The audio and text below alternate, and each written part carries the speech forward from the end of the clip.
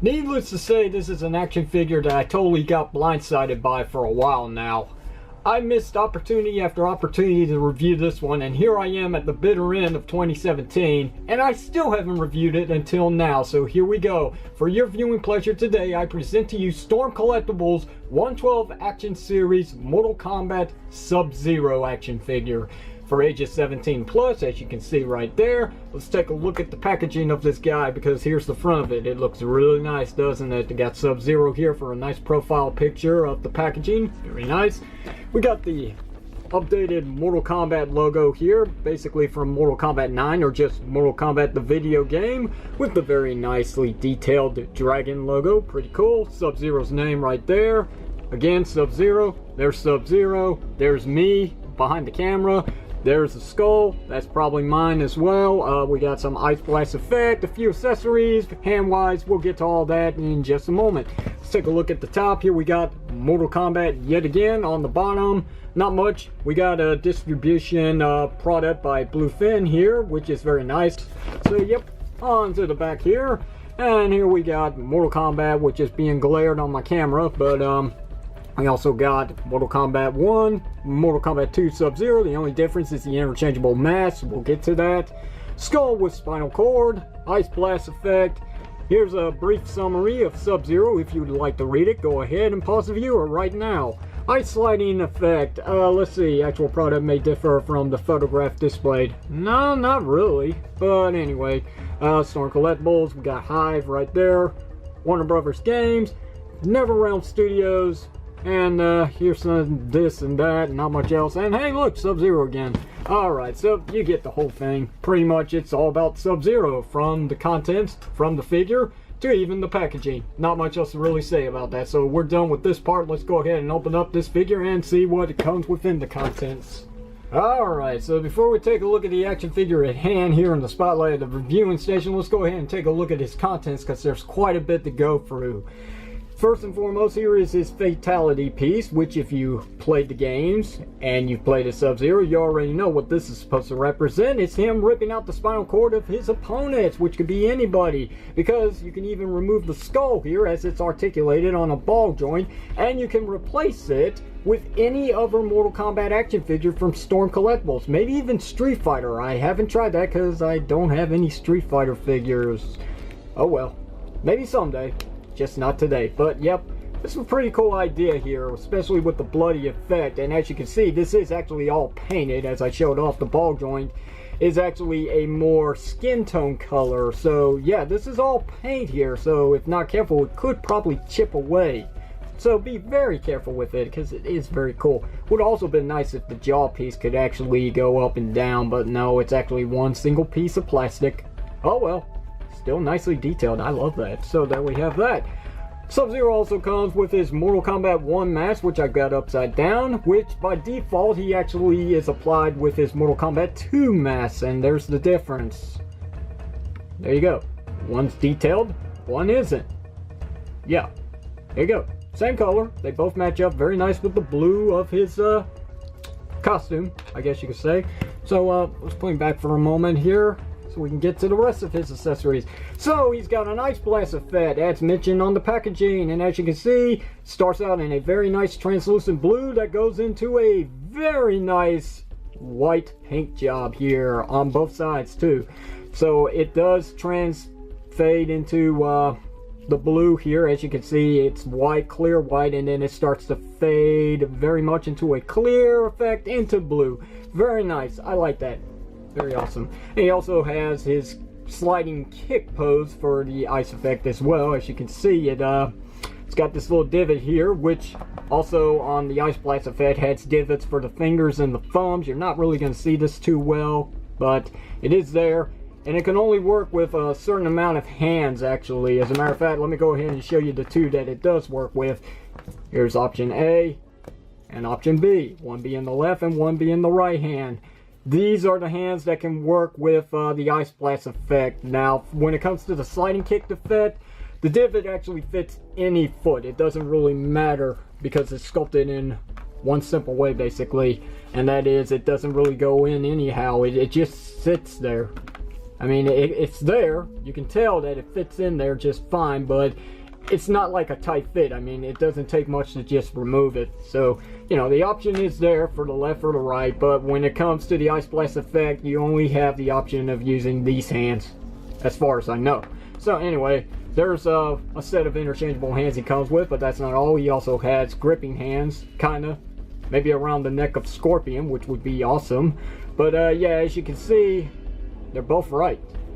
No, this is not an inconvenience. Actually, I just pulled the wrong one. So here we go. This is actually the left one right here, which is very difficult to grip. But yep, there you go. As you can see, they're both the same sculpting, just one's the left and one's the right. There you have that.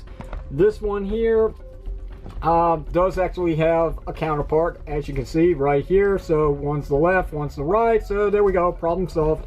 Now this one on the other hand, this is only one that goes for the right hand, and it's used to actually gripping the spinal cord and skull piece. That's it, nothing else. There doesn't happen to be a left hand in this sculpting, which is unfortunate, but hey, for the budget, really can't complain. I mean, you do get quite a bit with this figure.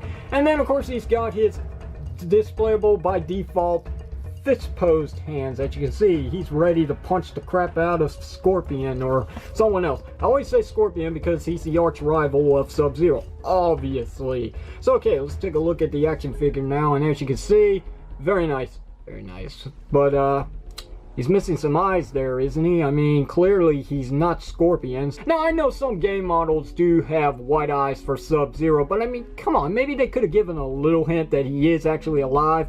Maybe use a blue or something, just a clear blue for like the pupils, something, anything, rather than just being a Spectre design. I'm just saying, I mean, come on, it would have been nice. I mean, this is my boy, for crying out loud. He's my favorite of the Mortal Kombat series. Fell in love with him since MK1.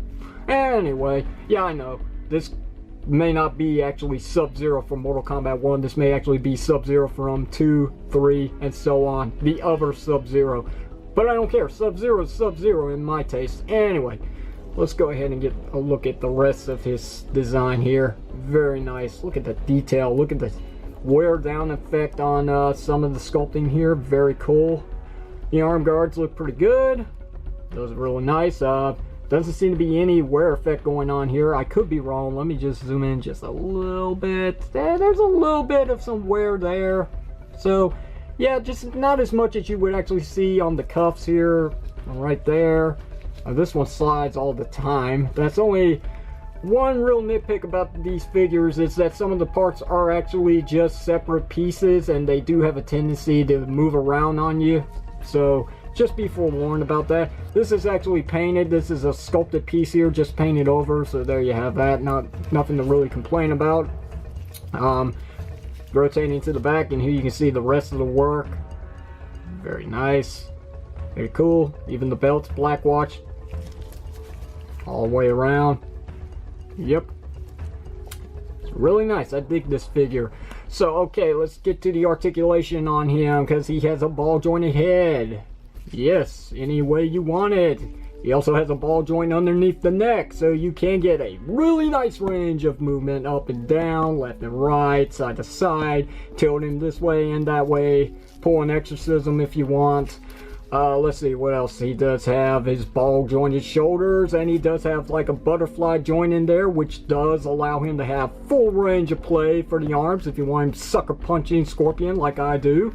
You do have your bicep swivel joint. You have double jointed elbows, which is about as much posing as you can get out of the elbows without things just getting in the way. You do have ball jointed hands, which is on par with SH Figure Arts. They do swivel as well if you want.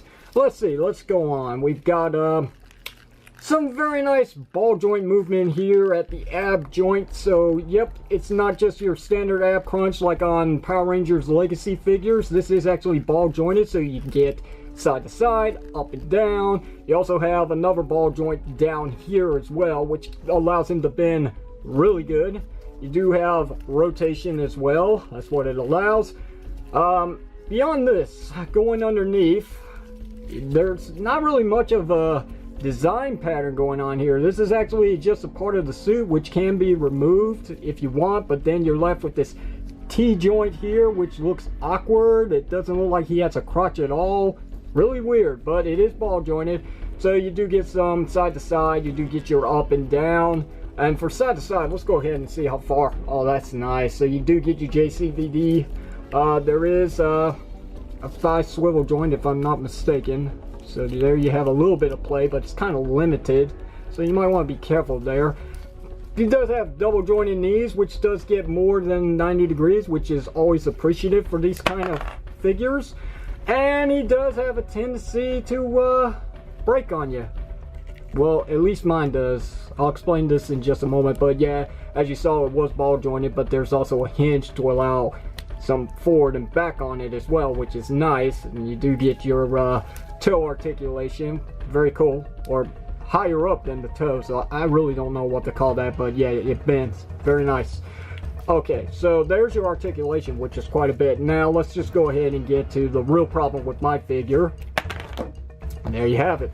This one, on the other hand, is pretty snug, and it grips it very nicely. Doesn't seem to be a problem whatsoever. Still to this very day, I have no idea why this keeps happening. I've tried to super glue the ball joint just to thicken it up a little bit, see if it will catch the socket joint. Unfortunately, it's got something to do with the socket joint. I'm not entirely sure what, but maybe it's split somewhere.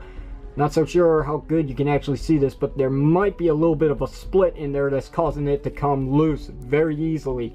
Now, when displaying the figure, it's not a problem because it will hold on just fine, as I'll shake the figure and show you. See, no problem whatsoever, but if I go to move this, without actually putting a little bit of pressure on it first to keep it in place, it will come undone, as you can see. So, yeah, it's a bit of a mess, but hey, this is one figure out of many that I could replace because all the ninjas have the same male sculpted body, but it's an option if I want to. So very much, this figure is really articulated, very cool. It's definitely one you want to own. I'm very sorry that I didn't really showcase the interchangeable hand features or any of the special effects that he came with, but it's just really time consuming. Maybe I can do photos in another video if that's what you guys want me to do. It's go through the process of what this figure is capable of doing when being displayed. By all means, I love coming up with new stuff.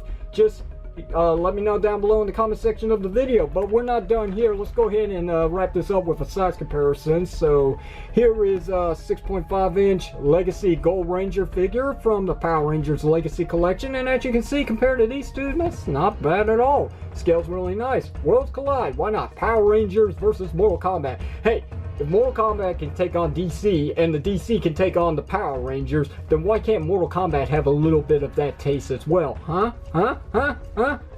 That's just me saying. Anyway, that's going to do it for this video review. So if you have any questions or comments, you know what to do. Hit it down below in the comment section of the video. And until the next video review, this is the Unprofessional Toy Reviewer, Redis Power, signing off, saying thank you very much for watching this, and I will see you whenever you see me.